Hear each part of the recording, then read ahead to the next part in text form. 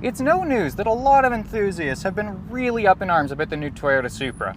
Well, today we're out in its platform twin, the 2023 BMW Z4.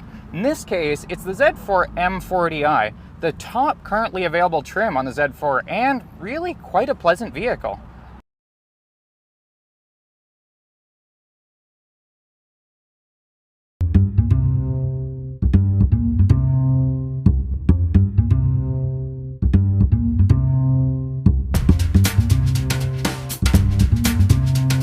Even with all its performance goodies, this Z4 is quite plainly more of a touring roadster than a sports car. With that said, it performs in that role quite well.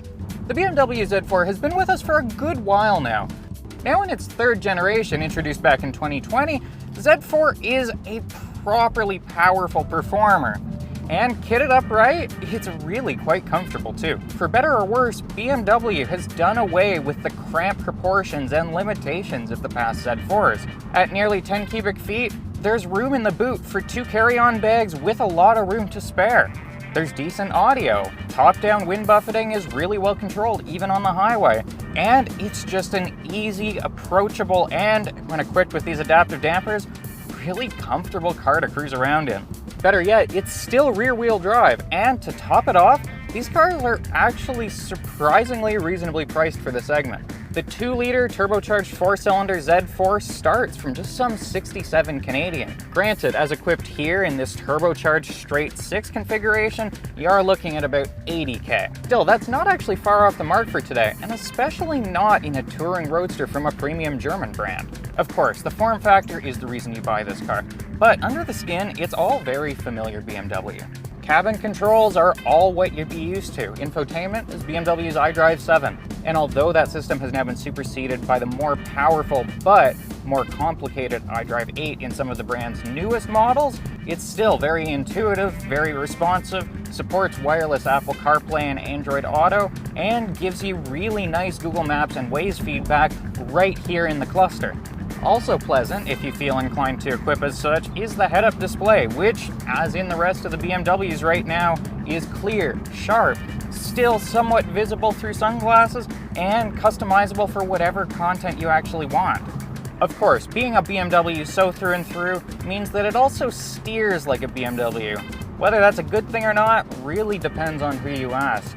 For the average driver, BMW's electric power steering system is a really accessible, smooth, and straightforward setup to use. It cooperates really well with BMW's whole suite of driver assistance and stability control technologies.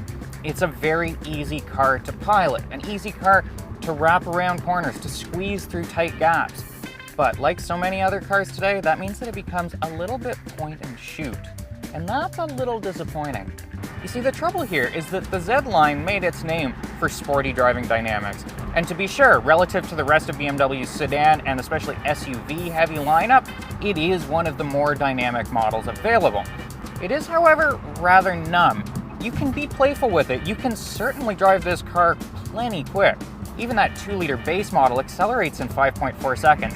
And in the 3-liter straight 6 M40i like I've got here, you're looking at 4.5. But it does it all with a clinical detachment.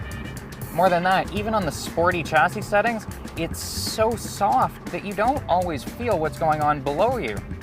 Driven today with a bit of a playful foot, I've gotten out to the smell of tire, but without the satisfaction of having felt like I really played enough to earn that smell. The car was clearly working, pulling hard and clinging tight, but it filtered a lot of those sensations out in the name of comfort, and that really leaves me wanting. Given that then, it actually sort of makes me miss the Toyota Supra. That car with the same bones, the same chassis, the same infotainment, and of course that same engine feels a whole lot more dynamic, and in fairness does actually accelerate faster. That thing has been benched at 3.8 seconds with this same engine with the same output. Look to the Supra and you will feel more claustrophobic up here in these 2 seats, and your visibility is noticeably limited. Rear cargo space in that car is quite strong, but of course you will run into the trouble of trying to justify spending $70,000 to $80,000 on a car that still wears a Toyota badge. Here in the Z4 though, I sort of feel that I've already had my fun. These Pilot Super Sports are an older model tire, but still plenty good. But I don't really feel much need to use a whole lot of them. And that's why I'm recording these driving impressions on my way home. You see, yes, this would be a very nice car to go tour the mountains in, but it's also really just at its best when driven as a normal car. It's comfortable, it's smooth, it'll make some playful noises if you want to annoy the neighbors, but it's just relaxed. And if a more stylish, occasionally playful way home is what you're after, this actually tickles that urge at a surprisingly reasonable price. Would I buy the 3-liter here? Probably not. That 2-liter at that more attractive $67K still puts out 255 horsepower and 295 pound-feet of torque. You can equip that 2-liter S30i with the same active differential that you get standard here in the M40i. You can also equip that trick suspension for adaptive damping. And new for 2023, those base models now get all the same exterior trim goodies that you do on the M40i. Just get the basic one. It's all you really need, and I'm glad that BMW offers it. For Driving.ca, I'm Al Alder. For more enthusiast car news, reviews, previews, specs, and all the rest, be sure to follow us online on Driving.ca and check out our socials over on Instagram and Twitter.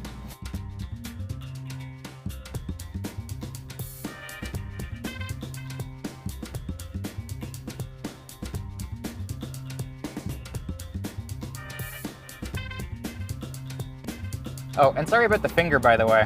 A friend's old 911 bit me last night, and it claimed my fingernail. So I'm going to be nursing that.